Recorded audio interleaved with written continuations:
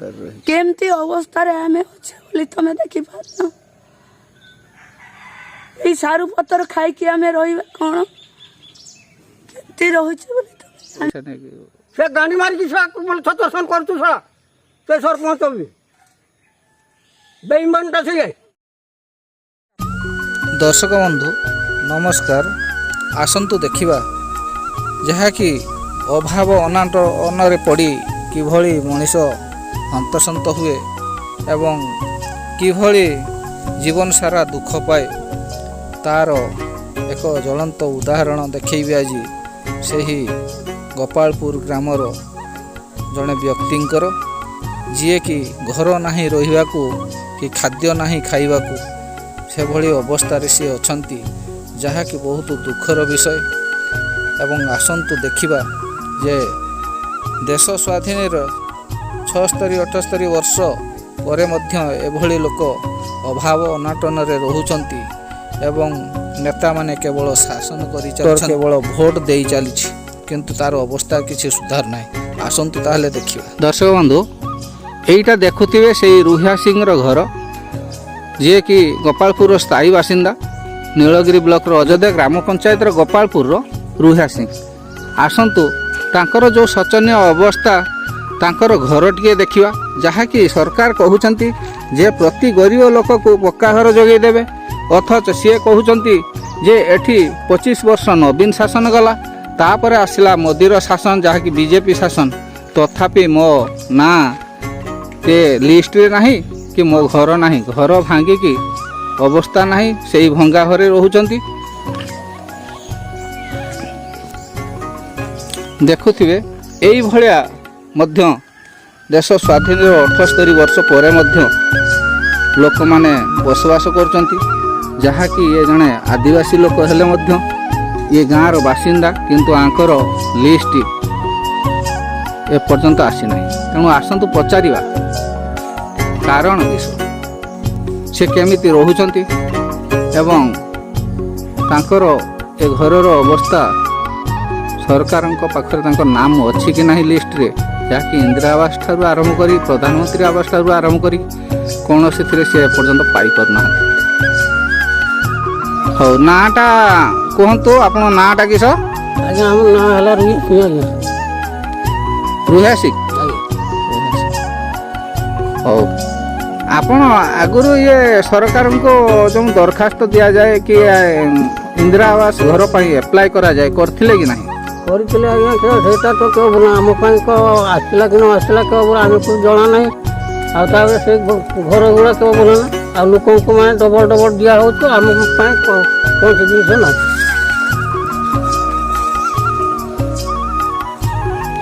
तेणु किस कहे सरकार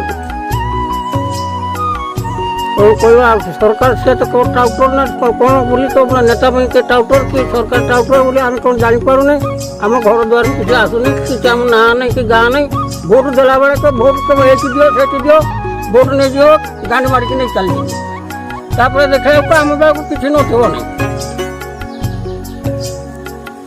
एक सरपंच को जन सरपंच को जन केवल बहुत जन सरपंच भी तो बोले ना हाँ कर दो आमके कर दो फाइल ताको केते थोर देली के से फाइल भी तार के माने घर भीतर रखि दो तो बिल्डिंग घर भीतर से फाइल भी जाउनी को नीलगिरी भी पहुंच पारुनी बोधे ए सरपंच को बोले सरपंच भी से भी कम भलो सरपंच ना बीमारी की सा बोले छतरसन करतु सा से सरपंच भी बेईमानटा से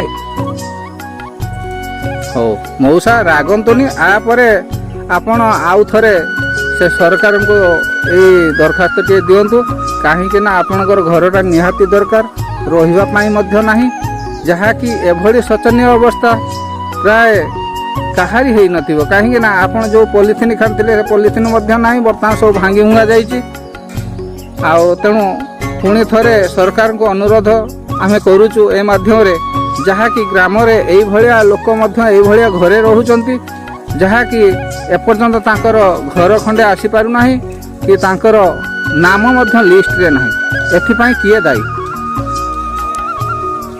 हाथ जोड़ी कहूँ आज्ञा मोहन माझी मोहन माझी आउ क्या बोलना मो घर द्वार पटे देखी क्यों बोला କରିଦିଅ ଟିକେ ଘର ନହେଲେ ନାହିଁ।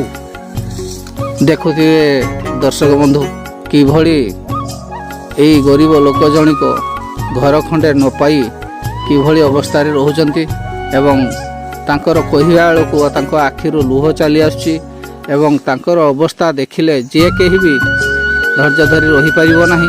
ଏବଂ ଆପଣମାନେ ମଧ୍ୟ ଦେଖନ୍ତୁ ଏ ଘରର ଅବସ୍ଥା କ'ଣ ହେଇଛି। ଅଥଚ ଏତେ ବର୍ଷର ଶାସନ ପରେ ବିଜେଡ଼ି ଶାସନ 25 ବର୍ଷ ଚାଲିଗଲା ଏବଂ ତାପରେ ବିଜେପି ଶାସନ ଆସିଛି, ତଥାପି ତାଙ୍କର ଘର ଖଣ୍ଡିକ ହୋଇପାରୁନାହିଁ। ଏଥିପାଇଁ ଏଇ ଭଗବାନଙ୍କର ଏଇ ଯେଉଁ ଆମକୁ ଗରିବ କରିବା ଏଇଟା ବୋଧେ ଆମ ପାଇଁ ଅଭିଶାପ, ଯାହାକି ଭଗବାନ ମଧ୍ୟ ଶୁଣୁନାହାନ୍ତି କି ଏ ନେତାମାନେ ମଧ୍ୟ ଶୁଣୁନାହାନ୍ତି।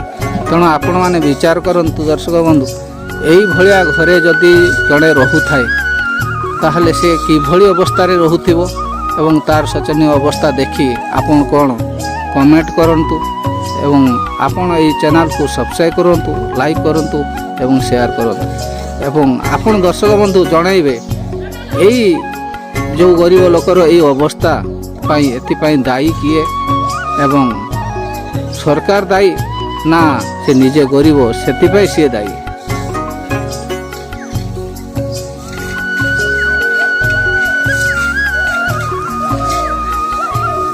এইଭଳି ଅନେକ ଲୋକଙ୍କର ଘର এই ଅବସ୍ଥାରେ ଅଛି, ଯାହାକି ସେମାନେ ଏବେ ସୁଦ୍ଧା ଘର ମଧ୍ୟ ପାଇପାରୁନାହାନ୍ତି। କିନ୍ତୁ ଯେଉଁମାନଙ୍କର ବାପାମାନେ ସରକାରୀ ଚାକିରି କରିଥିଲେ, ପେନସନ୍ ପାଉଥିଲେ, ସେମାନେ ଇନ୍ଦିରା ଆବାସର ହକଦାରୀ ହୋଇଛନ୍ତି ଏବଂ ସେମାନେ ମଧ୍ୟ ଇନ୍ଦିରା ଆବାସ ପାଇଯାଇଛନ୍ତି। ଏଥିପାଇଁ ଏ ସରକାର ଦାୟୀ ନା ଏ ପ୍ରଶାସନ ଦାୟୀ ନା ଏ ଗରିବ ଲୋକମାନେ ଯେଉଁମାନେ ହୀନସ୍ତା ହେଉଛନ୍ତି ସେମାନେ ଦାୟୀ? ଆପଣ ବୁଝୁନାହାନ୍ତି। ହଉ ଆସନ୍ତୁ ଦର୍ଶକ ବନ୍ଧୁ, ସେ ରୁହା ସିଂର ସ୍ତ୍ରୀ ଯିଏ ବୁଦୁନି ସିଂ ନା ହଁ ତାଙ୍କୁ ପଚାରିବା ତାଙ୍କର ଅଭିଯୋଗ କିସ ନାଁଟା କୁହ। ମୋ ନାଁ ବୁଧୁନି ସିଂ। ଆଉ କିସ ଘର ଏମିତି ତ ଭାଙ୍ଗିଗଲାଣି ଘର ତ ଗୋଟେ ଆମର ଭାଙ୍ଗିଗଲାଣି, ଆମେ କେମିତି ରହୁଛେ ଏଇଠି? ଗୁହାଳ ଘର ଆଉ ଭଲ ଅଛି? ଏମିତିକା ଘର ଆମେ ରହୁଛେ। ଆଉ ଭୋଟ ନେଲା ବେଳେ ତ ନେତା ସେତା ମନ୍ତ୍ରୀ ଫନ୍ତ୍ରୀ ସମସ୍ତେ ଆସିବେ, ଆଉ ଆମେ ଘର ଗୋଟେ ପାଇପାରୁନେ। କେମିତି ରହୁଛେ ବୋଲି ତମର ଗୋଟେ ଦାୟିତ୍ୱ ଅଛି ନା ନାହିଁ? ଏଇ ପତର ଗୁଡ଼ା ଆମେ ତରକାରୀ କରିକି ଖାଉଛେ, ତାହେଲେ ଘର ଗୋଟେ ଆମର ପାଣି ଫୁଟିଲାଣି, ଚୁଲିର ବି ନିଆଁ ପାଣି ପଡ଼ିଲାଣି। ତମେ ଚିନ୍ତା କରୁଛ ନା ନାହିଁ? ଆମେ କିଛି ସରକାରୀର କେହି ନୁହେଁ। ଭୋଟ ଦେବା ବେଳେ ତମେ କହିବ ଏଇଠି ଦିଅ ସେଇଠି ଦିଅ, ଧାଇଁ ଆସିବ ଏଇଠିକି। ଘର ଗୋଟେ ଆମେ ପାଇପାରୁନେ। ଆମେ ମଲା ପରେ ତମେ ଦବ ନା? ନା କେମିତି କହୁଛ ତମେ, କେମିତି ଭାବୁଛ କୁହ ନା?